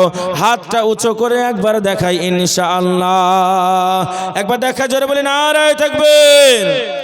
এজন্য আমার আব্বা জানেরা, সোনার চাঁদ ভাইয়েরা, তাহাজ্জুদের সময়ে আমি আপনার জামিরুল ভাইয়ের মতন 20,000 বলবো না, 30,000 বলবো না, গত রাত্রের মতন 1 লক্ষ টাকা বলবো না।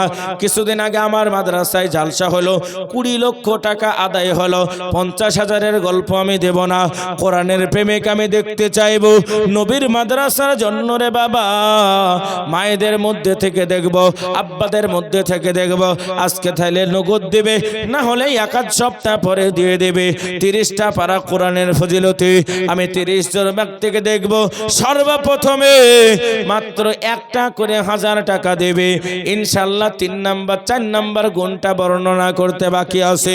মাত্র 5 থেকে 10 মিনিটের মধ্যে কোন আল্লাহর বান্দা আছে, হুজুর গো আমার মা নাই কবরের মধ্যে চলে গেছে, আমার আব্বা নাই কবরের মধ্যে চলে গেছে, আমার সন্তান নাই কবরের মধ্যে চলে গেছে, কবর বড় কঠিন, কবর বড় নীরবতার ঘর, একটু আমার আব্বার জন্য মায়ের জন্য দোয়া দেবেন।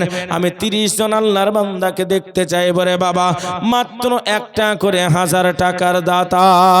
জোরে বলি নারায়ে তাকবীর। ইনশাআল্লাহ বলি 30 নাম্বার পারার ফজিলতে একজন সর্বপ্রথম কত টাকা কত দিকে গেল, কত পয়সা কত দিকে গেল, একজন সর্বপ্রথম 30 নাম্বার পারার ফজিলতে আমার মায়েরা, এই মায়েরা দেখছেন অনেক মা আছে আমি জানি, আমার মা ভান্ডারের টাকা আপনাদের আসে ইনশাআল্লাহ। কোরআনের ফজিলতে 30 নাম্বার পারার ফজিলতে একজন সর্বপ্রথম বাবা, চাপাচাপি নয়, আজকে থাকলে নগদ দেবেন অথবা 2-5 দিন পরে দেবেন। আপনাদের মাদ্রাসার কাজ চলছে, এ বাবা দোয়া হয়ে যাবে। বাপ ও দাদু দোয়া হবে ইনশাআল্লাহ। বলে একজনও নাই গো শেখ পাড়ার জমিনে? আল্লাহু আকবার, আল্লাহ একজনও নাই। জোরে বলি। একটা প্রশ্ন এসেছে, নারায়ে তাকবীর।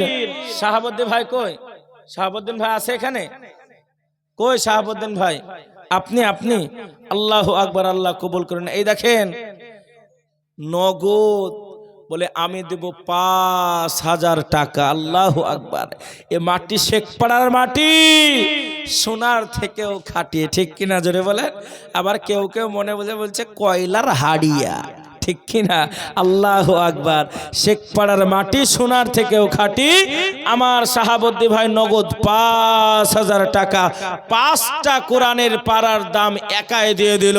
একবার আওয়াজটা উঁচু করে বলি নারায়ে তাকবীর। আল্লাহর পেয়ারা বান্দা শাহাবুদ্দি ভাই আমার এখানে ছিল, আরে হাসতে হাসতে একাই 5,000 দিল। কে দোয়া করিব আমি তাহারি তরে, আর শোকে শান্তিতে রেখো দুনিয়া মাঝারে। দানকারীর পিতা মাতা যদি তাকে কবরে, আর নূরের টোপে পড়ে দিও হাসরের মাঝারে। কি দোয়া করিব আমি জমিনে বসিয়া, তুমি আল্লাহ কবুল করো আরশে বসিয়া। 1 নাম্বার হয়ে গেল। রিয়াজউদ্দিন, এই দেখেন নারায়ে তাকবীর, শেষ থেকে গুনছি 24 নাম্বার পারা। রিয়াজউদ্দিন বাবা আমার এখানে হাজির, 1000 টাকা দিল তোমার খাতির, কি দোয়া করিব আমি তাহার জন্য খাস। দাদু দাদু, দাদুর 1000 হবে না, আস দাদু আমার, দাদু কই, দাদু দাদু এখানে আসেন, দাদু বলেছেন নাহলে দাদু ঘুরে নেব। হ্যাঁ ভাই, ইনশাল্লাহ ভাই 1000 হবে না ভাই, আপনার জরিমানা লাগবে, নাহলে আমি দরকার হলে দিয়ে দেব ইনশাল্লাহ। আপনি টুকটুক করে সারা বছরে দিবেন বাপ, ইনশাল্লাহ। দাদু ভাই হবে না, হবে না। এই দেখেন, জোরে বলি নারায়ে তাকবীর। দাদু ভাইয়ের নাম কি? রয়জউদ্দিন। উনি বলছেন আমি দিব 2000 টাকা, তার মানে 23 নাম্বার পারা হয়ে গেল।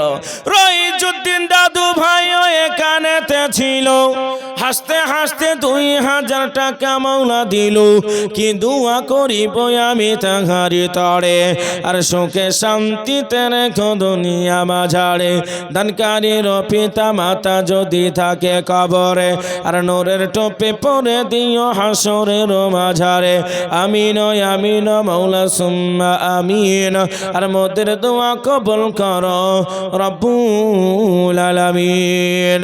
22 নাম্বার হয়ে গেল। নারায়ে তাকবীর। বেনামে বান্দা দেখো এখানে হাজির, শেষের বেলায় হাসতে হাসতে 1000 দিল তোমারও খাতির, করলো দান 1000 টাকা, তার আমলকে করোনা কো ফাঁকা, কিয়ামতে দেখায় নবীজির দেখা, জান্নাতের মধ্যে খিলায় মোটা মোটা আঙ্গুর ও বেদানার থোকা, আমিন সুম্মা আমিন। 22 নাম্বার হয়ে গেল। শাহানুর, শাইনুল, এই আমার কলিজার টুকরা মায়েরা, অফার দিয়ে দিলাম মা, 30টা মাকে দেখবো, গভীর রজনীতে একটা কোরআনের দাম দেবে তারা, মাত্র 500 করে টাকা। মালদাতে বললাম 114টা, দিতে দিতে হয়ে গেল 313টা। ইনশাল্লাহ আমি অতগুলা বলবো না মা, 30 মা কি নাই মা গো, আপনার জন্য কলিজা দিয়ে একটু দোয়া করব। আসুন মাত্র একটা 500 করে টাকা দেবে, সাইমুদ্দিন নাম দেখো এখানে হাজির, 500 টাকা দানিয়ালো তোমার খাতির, কি দোয়া করিব আমি তাহার তরে খাস, আর সুখে শান্তিতে রেখো তাকে 12 মাস, আমিন সুম্মা আমিন। এ বাবা ইনশাল্লাহ বলে একটু ঝটঝট করে একটু বলি বাবা। 21 নাম্বার কোন আল্লাহর পেয়ারা বান্দা আছেন মায়েদের মধ্যে থেকে, ভাইদের মধ্যে থেকে, শেষ ভালো যার সব ভালো তার, এক্ষুনি তো দোয়া হবে বাপ। এমনিতে তো কঠিন অবস্থা, শীত যা আছে আছে, মানুষের তো কঠিন অবস্থা আপনাদের। আল্লাহু আকবার, আল্লাহ ভরাক্রান্ত হৃদয় নিয়ে মনে হয় বাড়ি যেতে হবে। এই যে একটা প্রশ্ন এসেছে বেলডাঙ্গা বাবরি মসজিদ সম্পর্কে কিছু বলুন হুজুর। এত বলার মতো কিছু না, এত ভাইরাল এখন নাকি। আচ্ছা ওইদিকে বলার তাগিদও রাখছি না, যাই হোক আপনারা সবকিছুই দেখতে পাচ্ছেন। তবে ছোট্ট আকারে একটা কথা আপনাকে বলি, মানুষ বিভিন্ন জায়গা থেকে ছুটছে মাথায় ইট নিয়ে, আর আপনার মাদ্রাসার জন্য বসে থেকে একটু ছুটতে পারবেন না বাপ? ইনশাল্লাহ নিজের মাদ্রাসা এটুকু বলা যেতেই পারে। হক বেটিকের কথা আমি ওইদিকে যাচ্ছি না, ওটা আমি বলবো না, ওটা আমার সাবজেক্টও নয়। ইনশাল্লাহ আজকের যেটা বিষয়, আপনার মাদ্রাসায় কোরআনের হাফেজ, 2টো কোরআনের হাফেজ হয়েছে, এই 2টো হাফেজ 30-30-60 পারা হয়ে যাবে। আমি চেয়েছিলাম মাত্র 30 জন আল্লাহর বান্দাকে, আসুন 30 জন আল্লাহর বান্দা মিলে 1500 করে টাকা দেবে। 21 নাম্বার হয়েছে। আসুন 20 নাম্বারে কোন মর্দে মুজাহিদ আছে, শেষ রজনীতে আমি দোয়া দিয়ে আপনাদের কাছ থেকে বিদায় নেব। আর কি হবে না বাপ? নাই ইনশাল্লাহ হবে না, নাই। এই দুনিয়া সারা জীবন থাকার জায়গা না, এই দুনিয়া সারা জীবন থাকার জায়গা না, অন্ধকার কবর যে তোমার আসল ঠিকানা। ও ভাই সেই কবরে ও ভাই সেই কবরে আমল বিনে কেউ সঙ্গী হবে না। আমার মরণ আসিবে কখন কেউ তো জানি না। শেখ পাড়ার জমিনে কে, শেখ পাড়ার মা বোনেরা কে কখনো মরবে না। মরে দেখো বাঁশবাগানে তোমার ঠিকানা। আসুন ভাই ইনশাআল্লাহ একটু ঝটঝট করে শেষের বেলায় একটু বলি, নাই মায়েদের মধ্যে থেকে ভাইদের মধ্যে থেকে 500 করে টাকা ইনশাআল্লাহ বলি ভাই, মাত্র 5 থেকে 7 মিনিট, তারপরে দোয়া হয়ে যাবে। লোকজন থাকলে আলোচনা আরো কিছু বাড়ানো যেত, যেহেতু হ্যাঁ দোয়া করে দেবে ইনশাআল্লাহ। 5টা মিনিট টাইম দিলাম, একটা অফার দিলাম। আসুন 300, 200, 500 যে যেমন আছে, কমপক্ষে আজকে না থাকলে 2 দিন পরে দিবেন 500 করে টাকা। আপনাদের মধ্যে মায়েদের মধ্যে থেকে একটু মেহেরবানি করে আপনারা পাঠিয়ে দেবেন। একটু বলি ভাই, মাত্র 5 মিনিট। আমি যেটা আলোচনার মধ্যে যাচ্ছিলাম, 1 নাম্বার কারণ হলো আল্লাহর ভয়। মনে আপনাদের আছে নাকি? কয়টা পরীক্ষার কথা বলেছিলাম? 4খানা পরীক্ষা। 1 নাম্বার পরীক্ষাখানা হলো আল্লাহর ভয়, মনের মধ্যে থাকতে হবে। 2 নাম্বার পরীক্ষা হলো মিনাল আমওয়াল। আল্লাহ তাআলা যে মাল আপনাকে দিয়েছে, এই মালগুলিকে আল্লাহ পাকের রাস্তায় খরচ করতে হবে। আল্লাহ বলে বান্দারে, আমি আল্লাহ তোমাকে মাল দিলাম, ওই মাল দিয়ে তোমার ঈমান খানা পরীক্ষা করে নেব। 1 নাম্বার হয়ে গেল, 2 নাম্বার হয়ে গেল। 3 নাম্বার কারণ হলো বিনষ্টতা, ক্ষয়ক্ষতির মাধ্যম দিয়ে আল্লাহ আপনার ঈমান খানাকে পরীক্ষা করবে। 4 নাম্বার পরীক্ষা হলো অবাশিরিস সাবিরিন। আল্লাহ জানিয়ে দিয়ে বলে, এ পৃথিবীর মানুষেরা তোমরা শুনে নাও, ধৈর্য সবরের মাধ্যম দিয়ে তোমার ঈমান খানাকে পরীক্ষা নেওয়া হবে।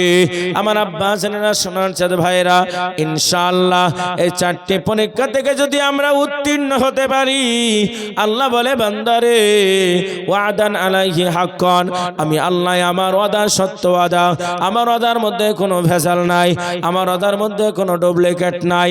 আমি আল্লাহ ওয়াদা করলাম তোমাদের জন্য জান্নাতের ব্যবস্থা করে দেব। জোরে বলা যায় না সুবহানাল্লাহ? জোরে বলে নারায়ে তাকবীর। তাই বলে ইনশাআল্লাহ শেষের বেলাতে কোন আল্লাহর প্রেমিক আছে, কোন মায়ের পাগল আছে, কবরের কথাটা মনে পড়েছে। কবরে ডান দিকের মাটিখানা বাম দিকে চলে যাবে, বাম দিকের মাটিখানা রে বাবা ডান দিকে চলে যাবে, সামনের মাটি উপরে যাবে, উপরের মাটিখানা সামনের দিকে চলে যাবে। শরীরের হাড্ডি গুড্ডি গুলা মটমট মটমট করে ভেঙে যাবে। ইনশাআল্লাহ ওই কবরে জনম দুঃখিনী মা চলে গেছে, মায়ের কথাকে মনে হয় না, সন্তানের কথাকে মনে হয় না, আব্বার কথাকে মনে হয় না।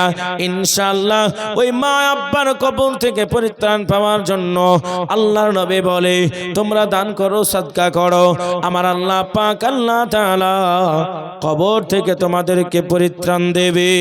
ইনশাআল্লাহ বলি ভাই, হবে না? নাই নাই গো, আর নাই, যা ছিল সব শেষ। মেয়েরা বাড়িও যেতে শুরু করেছে। আমার ভাইয়েরা, হ্যাঁ দোয়া করে দেবেন ইনশাআল্লাহ। শেষের বেলাতে আপনারা যথেষ্ট দিচ্ছেন, আবার দিবেন, আগামীতে দেবেন। একটা কথা আপনাদেরকে বলে দিই, এই যে আপনাদের মাদ্রাসা, আহা হা কত সুন্দর, এত পুরাতন মাদ্রাসা, মনে হয় শেখপাড়ার মধ্যে এটাই পুরাতন নাকি? এটাই পুরাতন মাদ্রাসা। আপনাদের মাদ্রাসার সম্মানিত খাদেম এত কষ্ট করে, এত মেহনত করে আপনাদের জন্য একটা দ্বীনি প্রতিষ্ঠান খাড়া করে গেছেন। উনি দুনিয়ার বুকে সারা জীবন থাকবে না। মাদ্রাসা আপনাদের দায়িত্বে, আপনাদের জিম্মাদারিতে। একটু চেষ্টা করবেন যে মাদ্রাসায় কচি কচি এতিম বাচ্চাগুলা পড়ে, ছোট বাচ্চাগুলা পড়ে। আপনার গাছে 2টা কদু ধরেছে, আপনি নিয়াত করবেন একটা কদু বাড়িতে খাবো, আর একটা আমি নবীর মেহমানকে খাওয়াবো। করবেন তো ইনশাআল্লাহ?